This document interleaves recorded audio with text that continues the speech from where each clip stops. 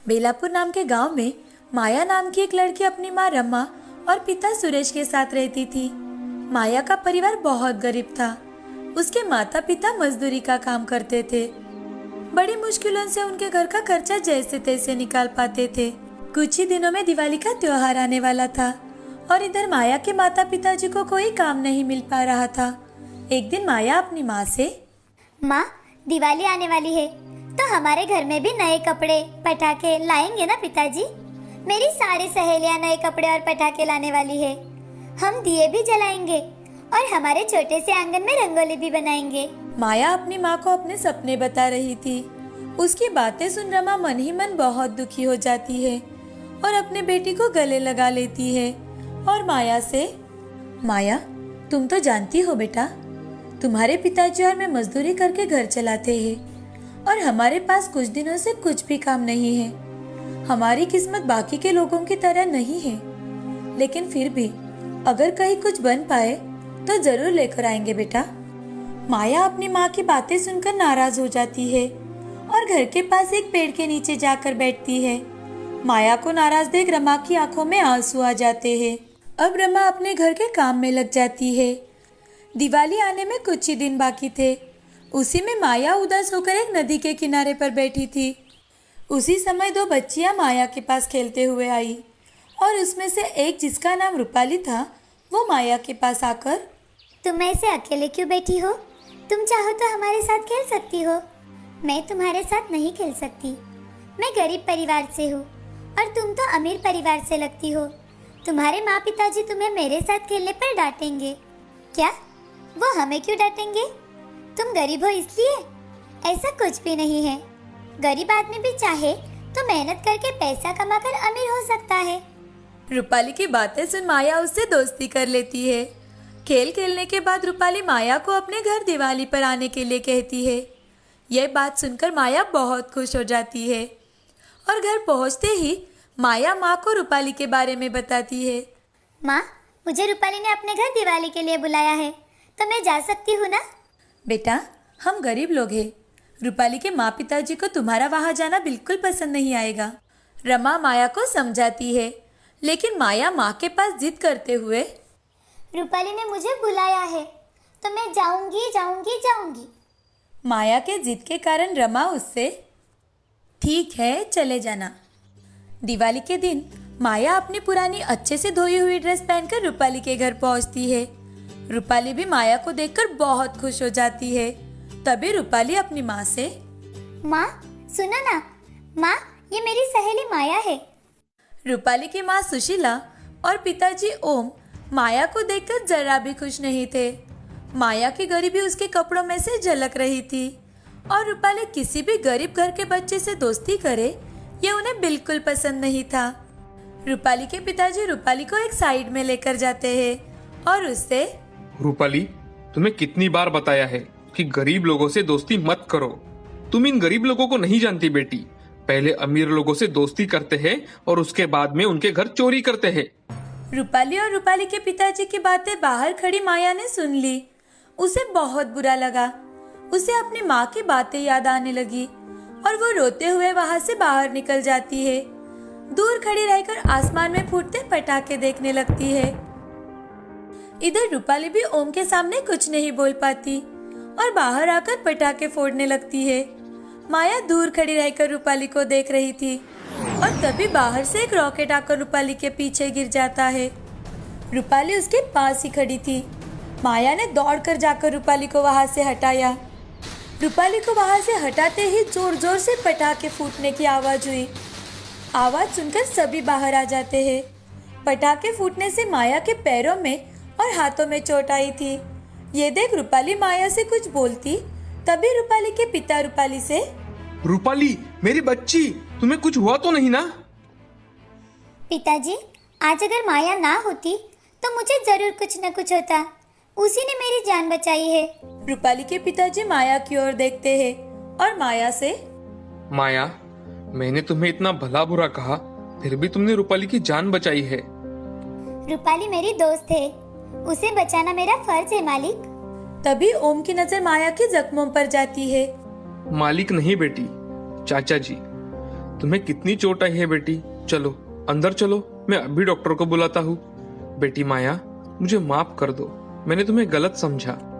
ओम को अपनी सोच और गलती का पछतावा होता है।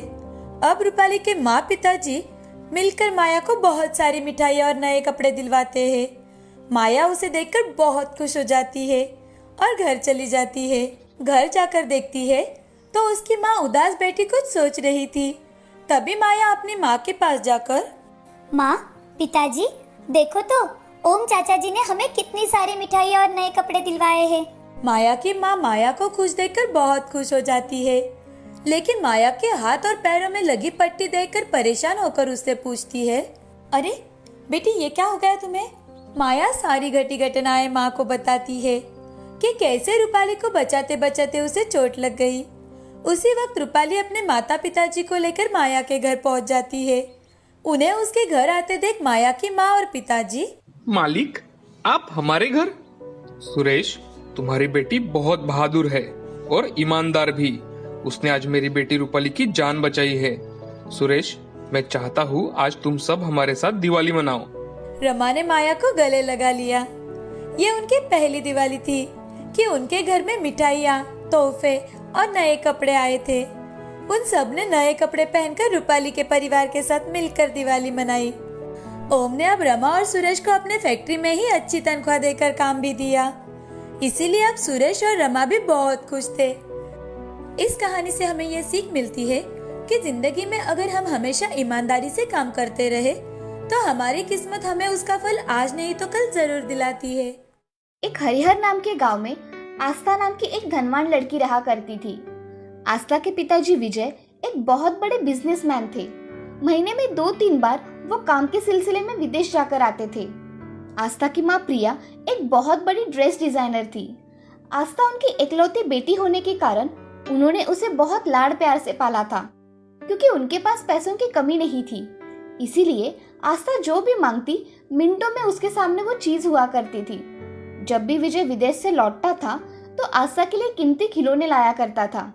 ये देख आस्था बहुत खुश हुआ करती थी। प्रिया भी लेटेस्ट डिजाइन के कपड़े बनवाती थी। एक दिन प्रिया आस्था से, ये लो आस्था, नया ड्रेस, कैसा है जरा पहनकर बताओ।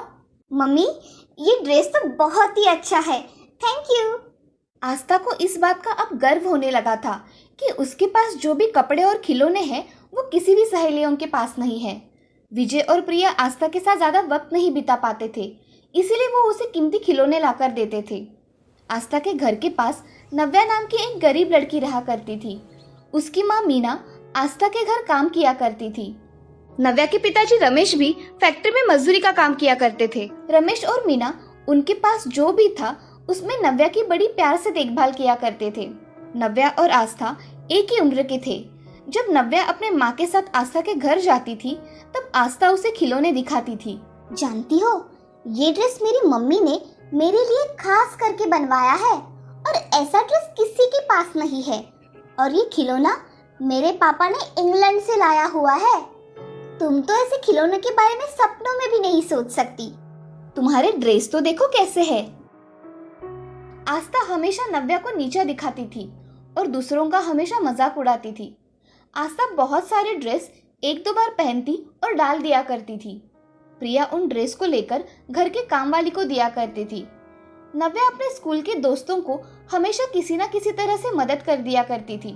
नव्या के स्कूल में सब उसके दोस्त थे और आस्था स्कूल में अपनी महंगी गाड़ियाँ और खिलौने बच्चों को दिखाने के लिए लेकर जाती थी।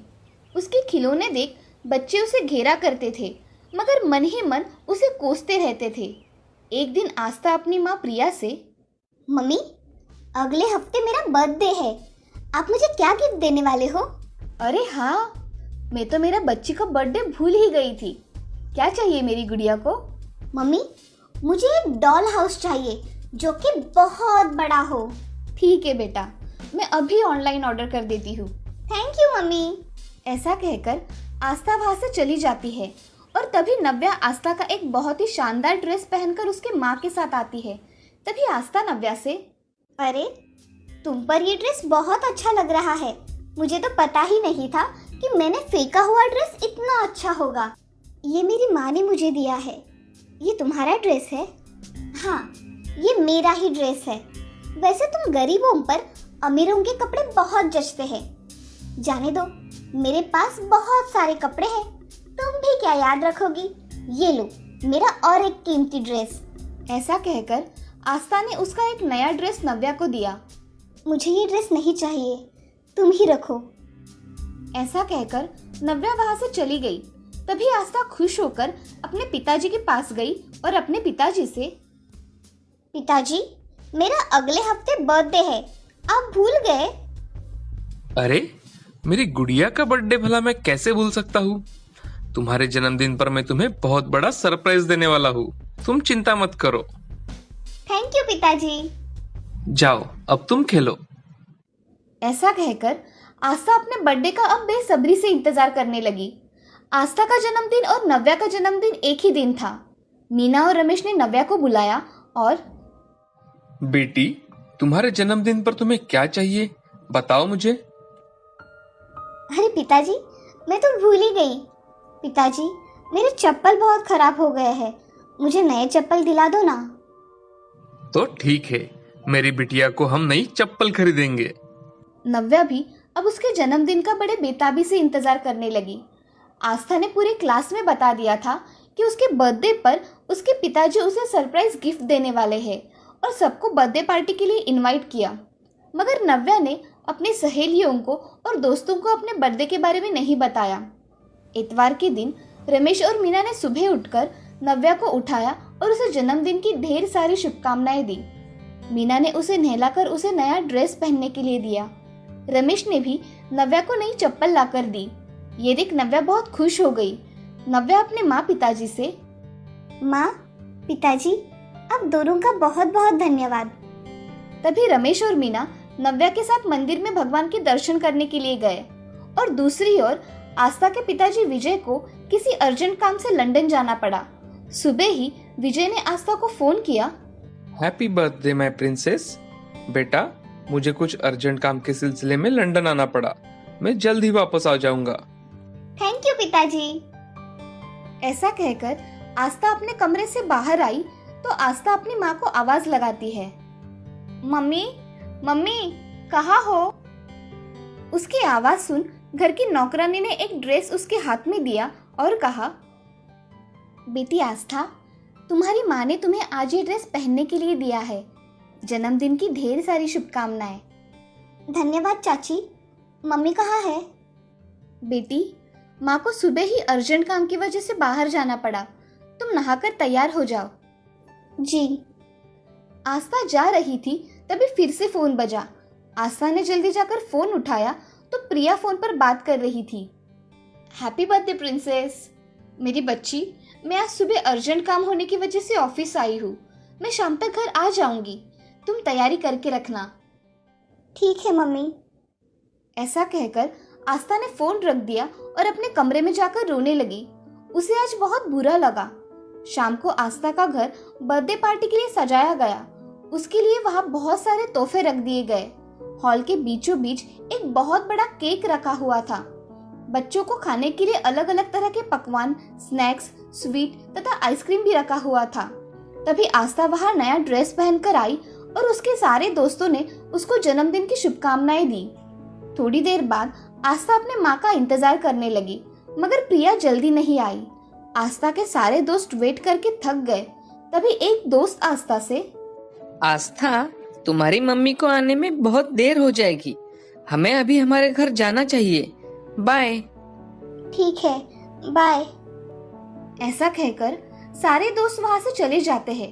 तभी प्रिया का आस्था को फोन आता है, बेटा, मुझे आने में थोड़ी और देर हो जाएगी, तुम तुम्हारे दोस्तों के साथ अपना जन्मदिन मना लेना, ठीक है? सॉरी बेटा। आस्था गुस्से से फोन काट देती है और अपने कमरे में जाकर रोने लगती है। इधर नव्या के घर उसके दोस्त नव्या का जन्मदिन याद रखते हुए उसके लिए छोटे छोटे तोहफे लेकर उसके पास गए। तभी मीना ने सभी बच्चों के लिए बिरयानी और खीर बनाई थी। मीना ने खुद के हाथों से नव्या के लिए केक बनाया था। थोड़ी देर बाद नव्या और मीना आस्था के घर बर्थडे की बधाई देने के लिए गए। वहां पर जाते ही आस्था कहीं नहीं दिखी तो नव्या उसके कमरे में चली गई तो आस्था वहां रो रही थी। ये देख नव्या, क्या हुआ आस्था, तुम ऐसे रो क्यों रही हो? तब आस्था ने नव्या को जो कुछ हुआ वो सब बताया। वो सुन नव्या आस्था से, आस्था, मेरा भी जन्मदिन आज ही है, इसलिए मैं तुम्हें चॉकलेट देने आई थी। मेरे दोस्त मेरे घर पे इंतजार कर रहे हैं। अगर तुम मेरे साथ आई तो हम दोनों मिलकर एक साथ केक कट कर लेंगे। चलो मेरे साथ मेरे घर चलो। नव्या, मैंने तुम्हें बहुत भला बुरा कहा, मगर तुम हमेशा मेरे साथ अच्छा व्यवहार करती हो। मैंने हमेशा तुम्हारी गरीबी का मजाक उड़ाया, मगर तुमने मुझे एक शब्द भी नहीं कहा। तुम आज सबसे खुशनसीब लड़की हो जिसके पास उसके बर्थडे के दिन उसके माँ पिताजी है। आस्था रोने लगी। तभी मीना आस्था से, आस्था बिटिया उठो, चलो बर्थडे के दिन ऐसे रोते नहीं है बेटा। चलो हमारे घर, हम सब मिलकर तुम्हारा बर्थडे अच्छी तरह से मनाएंगे। अब नव्या के घर में आस्था और नव्या ने अपने अपने बर्थडे का केक काटा और उन्होंने अपना जन्मदिन खुशी खुशी मनाया। उस दिन से नव्या और आस्था पक्की सहेलियां बन गई और आस्था के स्वभाव में हुआ बदलाव देख नव्या भी बहुत खुश थी। इस कहानी से हमें ये सीख मिलती है कि कभी भी किसी के साथ ऊंच नीच भेदभाव नहीं करना चाहिए और अपने लोगों के साथ खुशी खुशी रहना चाहिए।